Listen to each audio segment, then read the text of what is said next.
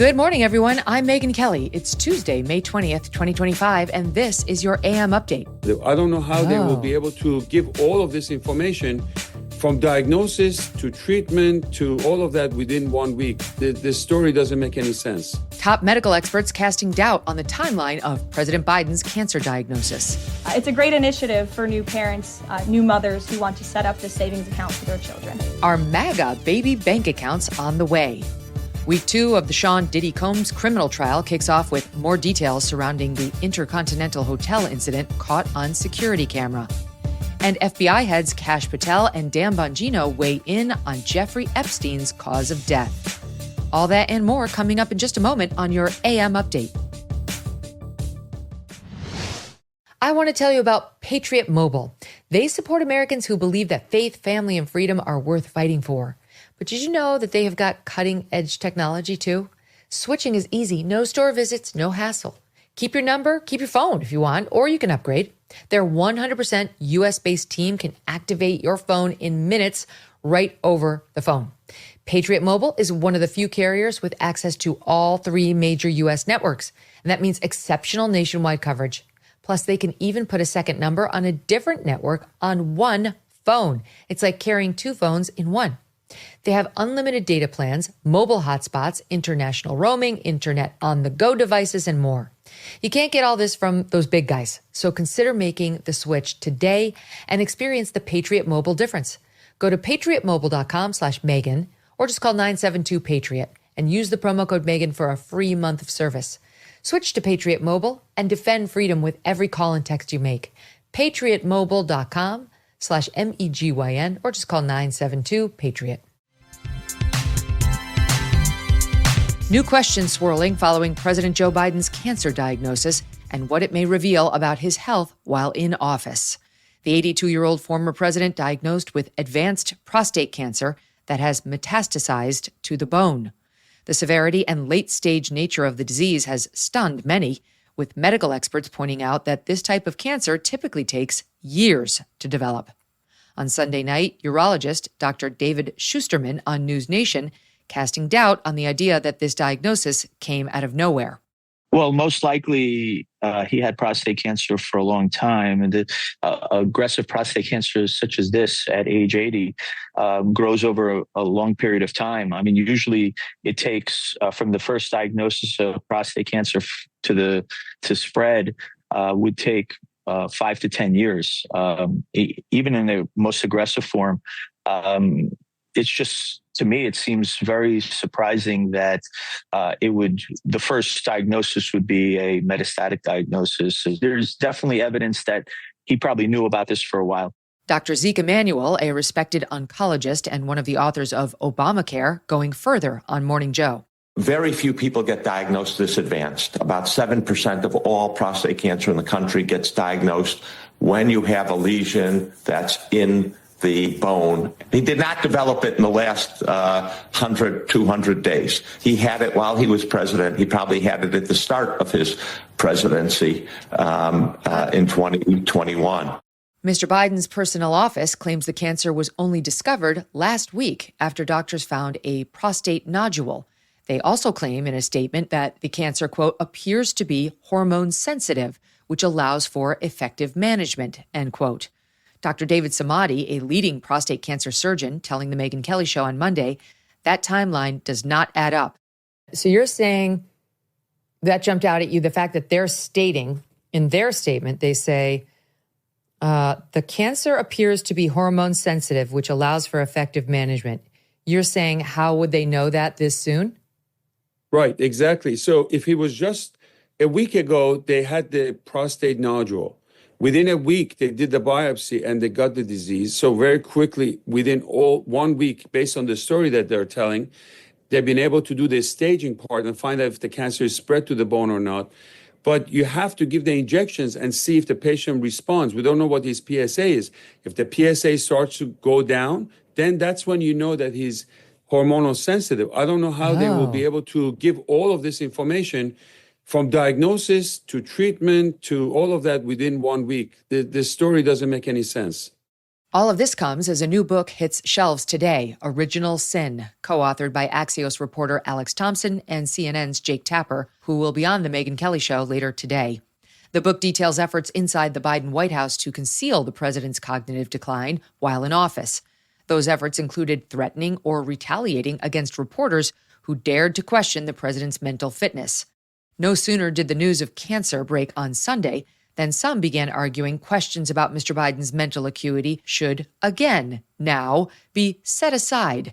Democratic strategist David Axelrod, for one, Republican Meghan McCain, too, calling for discussions around Biden's health cover-up and related books to stop, to give peace to the Biden family. House Minority Leader Hakeem Jeffries also using the diagnosis to discourage further discussion of Mr. Biden's decline and of its cover-up.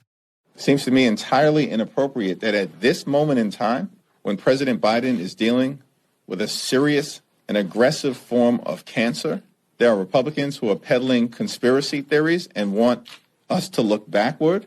And Republicans want to fan the flames of conspiracy theories at this moment. No, thank you. The MK Show takes a very, very different view. There is good reason to distrust Mr. Biden when it comes to disclosures about his health and well-being.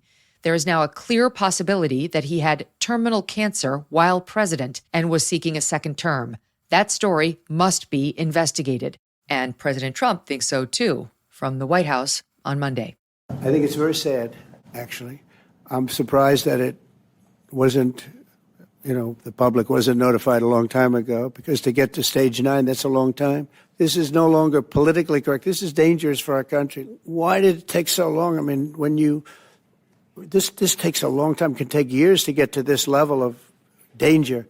So it's a very, very sad situation, and I feel very badly about it. I think people should try and find out what happened, because I'll tell you, I don't know if it had anything to do with the hospital. Walter Reed is really good.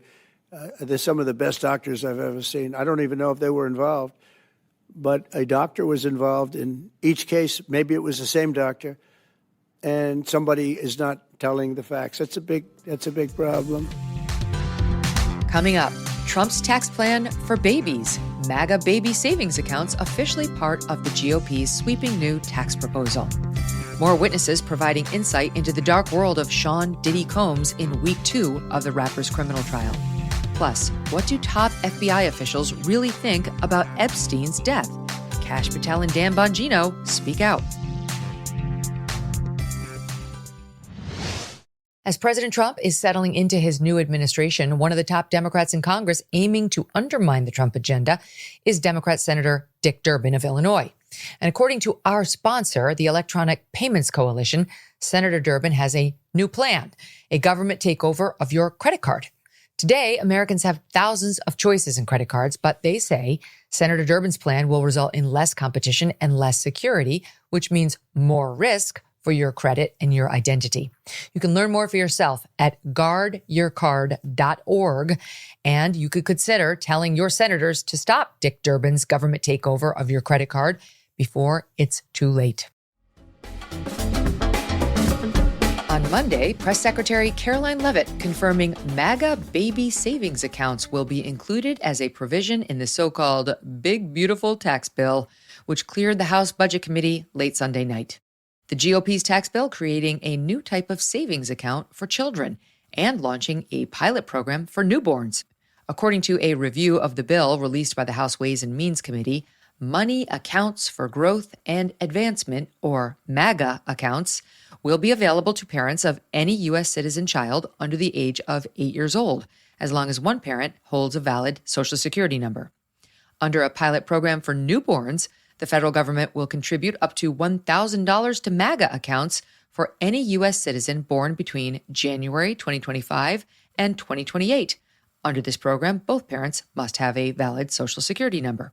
This is a very pro-family piece of legislation. Not only does it increase the child tax credit, but it also includes MAGA baby savings accounts. Essentially, it's a 401k for a newborn baby. And child's relatives, their parents, can contribute up to $5,000 per year of after-tax dollars annually to that account. And then later in the baby's life, at age 25, savings account holders can withdraw up to the full balance of the account. Upon reaching 30, the account holders can access the full balance of the account for any purpose desired. So it's a great initiative for new parents, new mothers who want to set up this savings account for their children.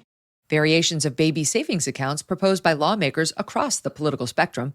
Hillary Clinton once floated a version of the idea during her 2007 campaign for the Democratic presidential nomination. New Jersey Senator Cory Booker proposed baby bonds as part of his 2020 presidential platform. Speaker Mike Johnson racing to pass the GOP's One Big Beautiful Bill before Memorial Day. The bill cleared the Budget Committee Sunday night by a single vote, with 4 Republicans voting present to keep negotiations alive. Fiscal hawks want deeper spending cuts to offset Trump-backed tax breaks, like eliminating taxes on tips and overtime.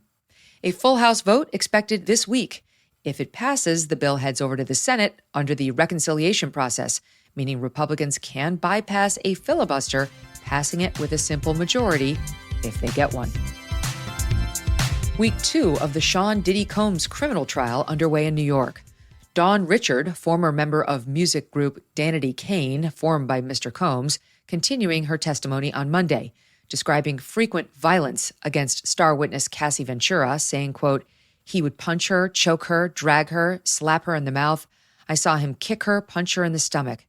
Ms. Richard telling prosecutors some members of Mr. Combs' security staff also witnessed violence against Ms. Ventura, but did nothing about it. The witness telling prosecutors she attempted to persuade Ms. Ventura to leave Mr. Combs, but eventually, quote, "I made a decision that it would be best for the safety of myself to not interfere, because I don't think she was really ready to do anything." Ms. Richard currently has a separate civil complaint pending against Mr. Combs. Former friend to Ms. Ventura, Carrie Morgan, also called on Monday to testify. Ms. Morgan testifying that she and Ms. Ventura were best friends from 2001 to 2018, but the friendship ended when Mr. Combs assaulted Ms. Morgan. Quote, "He came up behind me and choked me, and then boomeranged a wooden hanger at my head." Ms. Morgan telling prosecutors she packed up her belongings and left Ms. Ventura's apartment. The witness saying she met with Ms. Ventura about a month later. Ms. Ventura told her that Mr. Combs would pay Ms. Morgan $30,000 in exchange for signing a non-disclosure agreement. Ms. Morgan says she agreed to the deal, accepted the money, and never spoke to Ms. Ventura again. The former best friend also describing multiple instances of violence, including the fallout after that 2016 incident at the Intercontinental Hotel, where Mr. Combs was captured on security cameras throwing Ms. Ventura to the ground, kicking her, and dragging her. Ms. Morgan saying she was staying at Ms. Ventura's apartment at the time. Ms. Ventura returned with a black eye. The witness testifying that Mr. Combs arrived at the apartment about 30 minutes later, banging on the door with a hammer. On cross-examination, prosecutors asking Ms. Morgan about the nature of the relationship between Combs and Ventura, including infidelity and jealousy. Ms. Morgan saying to the defense she did believe Mr. Combs and Ms. Ventura were in love, also saying she at times believed that they could work things out. The witness saying at the time Mr. Combs assaulted Ms. Morgan, he was questioning her about an affair he thought Ms. Ventura was having. Mr. Combs is facing charges of sex trafficking, racketeering conspiracy, and transportation to engage in prostitution. Mr. Combs has pleaded not guilty. FBI Director Kash Patel and Deputy Director Dan Bongino in a joint interview Sunday on Fox, weighing in on Jeffrey Epstein's cause of death. You said Jeffrey Epstein committed suicide. People don't believe it. Well, I mean, listen, they have a right to their opinion, but as someone who has worked as a public defender, as a prosecutor, who's been in that prison system, who's been in the Metropolitan Detention Center, who's been in segregated housing, you know a suicide when you see one, and that's what that was. He killed himself. You want me to? I've seen the whole file. He killed himself. Deputy Director Dan Bongino adding on X, quote, "I'm not asking you to believe me or not. I'm telling you what exists and what doesn't. If new evidence surfaces, I'm happy to reevaluate." Jeffrey Epstein was found dead in his jail cell in August of 2019, an apparent suicide by hanging. At the time, he was awaiting trial on federal sex trafficking charges. The disgraced financier had many ties to powerful people, including former President Bill Clinton, Prince Andrew, Microsoft founder Bill Gates, and various Hollywood elites. connections many expected to be scrutinized in court. The suspicious circumstances surrounding Epstein's death sparking widespread speculation. 2 guards assigned to monitor Epstein reportedly fell asleep and failed to perform mandatory 30-minute checks. Security cameras outside his cell malfunctioned, fueling ongoing suspicions of foul play. Critics have pointed to the Epstein case and lack of transparency as a major catalyst in declining public trust in the FBI. Attorney General Pam Bondi initially promised a full release of the Epstein files, but in a very high-profile misstep, the documents unveiled in, quote, Phase 1 turned out to already be public. A number of influencers called to the White House for the big reveal were publicly embarrassed through no fault of their own. AG Pam Bondi now saying her team is carefully reviewing newly discovered files to ensure no Epstein victims are inadvertently identified. The Trump administration says it remains committed to full transparency in the Epstein case. And that'll do it for your AM update. I'm Megyn Kelly. Join me back here for the Megyn Kelly Show, live on SiriusXM Triumph Channel 111 at noon East, on youtube.com/Megyn Kelly, and on all podcast platforms.